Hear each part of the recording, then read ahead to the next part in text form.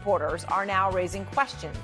And uninvited guests, 13 people in a hot air balloon making an emergency landing in a California couple's backyard. We're going to talk to them. We've got their unbelievable video. Let's go out front. And good evening. I'm Erin Burnett on this Monday. Out front tonight, the breaking news, Trump's bluster. President Trump warning if Iran doesn't make a deal soon, and I quote him, then lots of bombs start going off. And he says if the ceasefire expires without a deal, quoting him again, the United States is going to knock out every single power plant and every single bridge in Iran. No more Mr. Nice Guy. In other words, the wiping a civilization off the map tweet from Easter. It's important to note that the Iranians haven't actually even officially agreed to show up for the talks. And Iran's top negotiator just threatened Trump, saying that Iran has used this ceasefire time to prepare new attacks. He writes, Trump, by imposing a siege and violating the ceasefire, seeks to turn this negotiating table, in his own imagination, into a table of surrender or to justify renewed warmongering. We do not accept negotiations under the shadow of threats, and in the past 2 weeks, we have prepared to reveal new cards on the battlefield. Now, Vice President J.D. Vance will attend the talks, the White House says, but he hasn't left yet, so we'll see. I mean, he doesn't leave for Pakistan until tomorrow, but that leaves very little time before Trump's deadline to make a deal before the ceasefire ends. That was supposed to be, well, tomorrow night. Trump today, though, unilaterally changed the end date of the ceasefire, telling Bloomberg that he considers it to be over on Wednesday night, Washington time. So extending it 24 hours, giving everyone an extra day. And there wasn't a reason given for this, but Trump says it's highly unlikely that he will extend that deadline. We'll see. It comes as he is facing growing questions about the shifting timeline for the war, which exposes the lack of a clear strategic definition for the war's end goals at the outset. Because we're now on day 52 of a war that Trump initially suggested to Axios would be over in 2 to 3 days. Right? Remember when that was the way Putin talked about Ukraine, and now look at that. Well, Trump is now defying even his longer estimates for this war.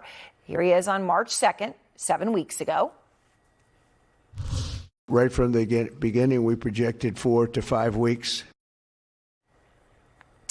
And then on March 31st, 3 weeks ago. The U.S. will be gone or done with the war in 2 I or 3 think weeks? 2 or 3 weeks. Not 3 weeks. If it is we'll 3 leave. weeks.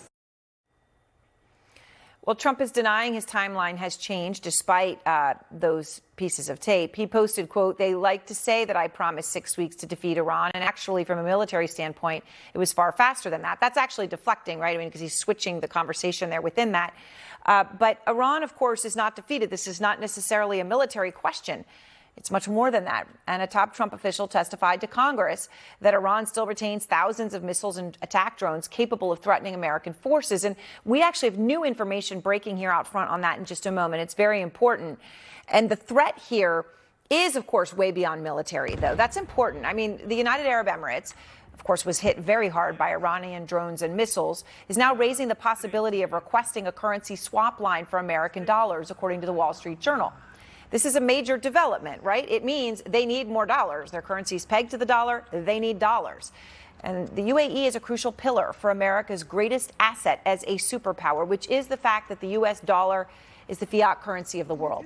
Every barrel of oil the UAE sells, every hotel room booked in Dubai, every flight booked on Emirates bolsters the U.S. dollar.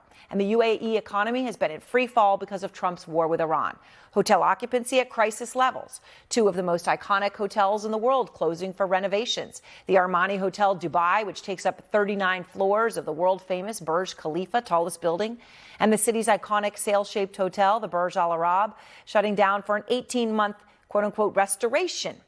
And more than 50,000 flights to and from the Middle East canceled in just the first weeks of the war. The world's busiest airport was Dubai.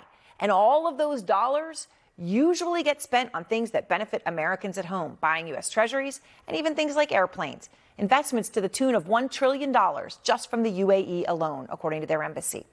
Kristen Holmes is out front live from the White House. And Kristen, what is the latest you're learning about where things stand right now?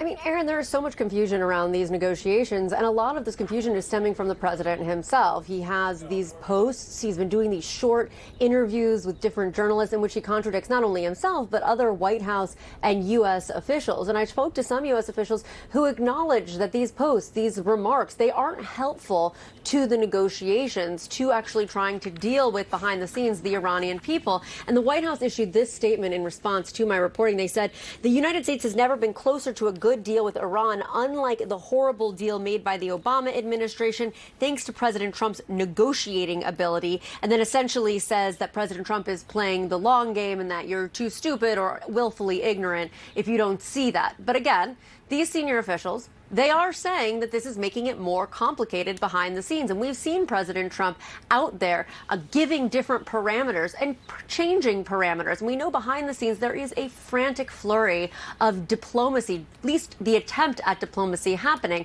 So what we know now, Vice President Vance is scheduled to lead that delegation with Steve Witkoff, with Jared Kushner. We believe the Pakistanis are going to be there. We don't know right now who's going to arrive from the Iranian delegation. President Trump was asked about it. He said at one point that he didn't know. They said they were going to be there. Maybe they'd be there. It's not a big deal if they aren't there. Of course it's a big deal if they aren't there. They are trying to get a deal done. This administration is looking for an off-ramp, and they are hoping that these talks will lead to that.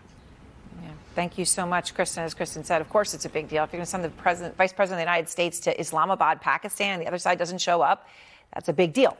Everyone is here with me. And Seth, you know, right now we don't even know if Iran's planning on showing. They say they aren't, but who knows, right? I mean, it could be all bluster. I know, though, that you have, as I indicated here in our open, some new information on what Iran has been doing in these 2 weeks on their arsenal. You know, we saw those satellite images last week where they were obviously digging up buried missile launchers.